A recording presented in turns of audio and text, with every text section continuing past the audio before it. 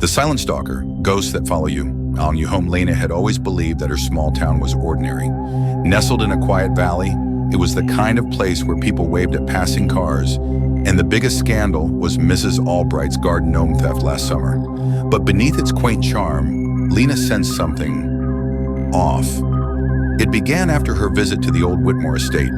The estate was the town's urban legend, a sprawling, decaying mansion with shattered windows and ivy crawling through its fractured walls. Kids dared each other to go inside, but few actually did. Lena wasn't one to scare easily, and when her best friend Kara bet her $50 to explore it, she couldn't resist. Armed with a flashlight and her phone, Lena stepped into the house. The air was thick and damp, smelling of rot and mildew. Every floorboard creaked, her footsteps echoing unnaturally in the emptiness. She took pictures of graffiti-covered walls, tattered furniture, and a peculiar symbol etched into a door, a spiral surrounded by jagged lines. "Weird," she muttered, snapping a photo. But the deeper she went, the heavier the air became. The silence pressed against her ears until it was deafening. Then came the whisper. At first, she thought it was the wind, a faint, breathy sound drifting through the halls. But as she turned a corner, she swore it said her name. "Lena!" Her heart raced. She called out, "Kara, is that you?" No answer, just the whisper again, closer this time. She spun around, her flashlight flickering. A shadow darted across the far wall, too quick and too human to be dismissed. Panic bubbled in her chest. She turned and ran, nearly tripping over debris as she made her way back to the entrance. She didn't look back. Lena laughed it off later. "It was just my imagination," she told Kara as she collected her $50. But that night, as she lay in bed scrolling through her phone, she felt the same suffocating silence from the mansion. Her room seemed darker, her skin prickling with a sensation she couldn't explain. That's when she noticed the shadow in the corner. At first, she thought it was a trick of the light, but as her eyes adjusted, it became clearer. A tall, humanoid figure, its edges blurred like smoke, stood unmoving.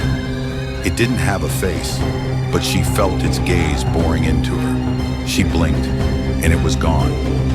Over the next few days, Lena's world unraveled. The whispers followed her everywhere, at school, in the grocery store, even in the shower.